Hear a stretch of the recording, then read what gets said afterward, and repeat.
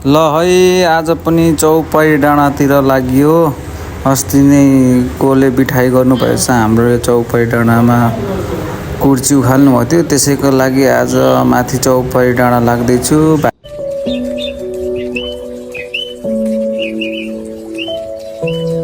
आज चाहिँ मजाको घाम लागेछ, सुस्त एक्लै भए पनि माथि गएर सकेसम्म गरम नै भनेर हिँड्छु। एक्लैले सकिन्छ कि सकिन्न, गएर टक्क माथि गएर एकछिन बसेर थकाइ मुरेर त्यो कुर्तीलाई चाहिँ ठाउँमा फिक्स गर्नु पर्यो भनेर हिँड्दैछु। पानी पनि बोक्यो।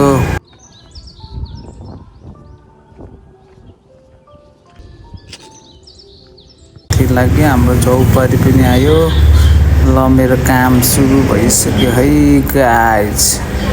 चौपारीमा आउँदा चाहिँ एकदम सरसफाइ गर्ने तरिकाले आइदिनु होला है। चौपारीमा आउने यात्रुहरू, पैदल यात्रुहरू चाहिँ चौपारीमा आउँदा ल्याएको फोहोरहरू हुन्छ नि हजुरलाई भनेर मैले डस्टबिनहरू पनि राखिदिन्छु माथि तल र माथि दुइटा। त्यो डस्टबिनमा राखिदिनु होला र हामीले लगाइरहेको फुलहरूको वरिपरि राखिरहेको त्यो के भन्छ त्यसलाई, जालीहरू अनि जालीले घेरेको त्यो जालीहरू नच्यादिनु होला। अनि त्यसमा हामीले घोचाहरू राखेर अनि बाख्राहरूले खान्छ भने सानो झिझीहरू राखेको थियौँ, त्यो पनि नउकाइदिनु होला। सबै फालिदिनु भयो। हाम्रो फुलहरू छेकेर राखेको थियो, एउटा पनि छैन। बाख्राले सबै खाइदिएछ हाम्रो त्यहाँ लगाएको बोट बिरुवा फलफुलहरूको बोटहरू।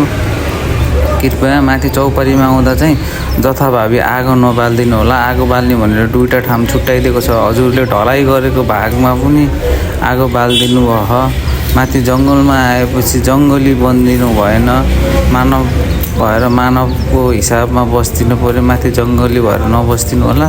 अरूहरू मान्छेहरूलाई आएर बस्ने ठाउँहरू यसरी उखालिदिने फालिदिने नगर्नु होला। आज मलाई कति धौ भयो, एक्लै मेरो भाइहरू चाहिँ बिरामी भएर मौसम पनि चेन्ज हुन लाग्यो, त्यो कारणले भाइहरू आउन सकेन। म एक्लै गरेर कति धौ भयो, धेरै गाह्रो भयो। यस्तो बिठाइ चाहिँ काम नगरिदिनु होला। यो तपाईँले गर्नुहुन्छ, भोलि बिहान फेरि अर्कोले गर्छ, अर्कोले गर्दा यो कुर्ची नरहने अवस्था आउँछ। भोलि बिहान तपाईँहरू नै आएर बस्नुपर्ने ठाउँ हो यो।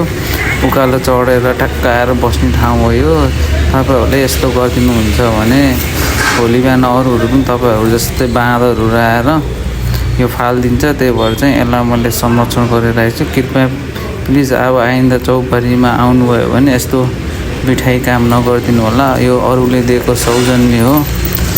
अरूले गरेको काम, श्रमदान र सौजन्यलाई सम्मान गर्न सिक्नुहोस्। हजुरले दिन नसक्नु भयो भने अरूले दिएर राखेको चिजहरूलाई चाहिँ एउटा जतनले त्यहाँ वरिपरि फोहोरहरू छ भने फोहोरहरू फालिदिनु। कोही माथि मान्छेहरू आएको बेलामा फोहोरहरू बोकेर आउनुहुन्छ नि, फोहोरहरू भन्दा पनि खानेकुरा चिप्स कुरकुरे पानीको बोतलहरू बोकेर आउँछ भने बरु त्यहाँ फोहोरमा राखिदिनु है, जताभावी नफाल्नु।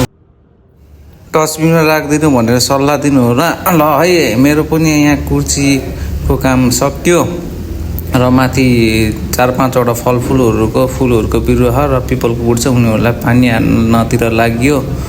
माथि चौपारी भन्दा माथिको भाग हो यो। हामीले नेपालको झन्डा लगाइए जय नेपाल भन्ने। अनि यहाँ ल सम्पन्न भइसक्यो, यत्तिको भइसक्यो। मैले आजको काम गरेर भइसक्यो। कृपया माथि चौपारीमा आउँदाखेरि चाहिँ बाँदर नबनिदिनु होला। बाँदर बन्न मन छ नि सिधा जानु होला। जति पनि छ हाम्रो चौपारी डाँडाको वरिपरि सरसफाइ गर्नु होला प्लिज।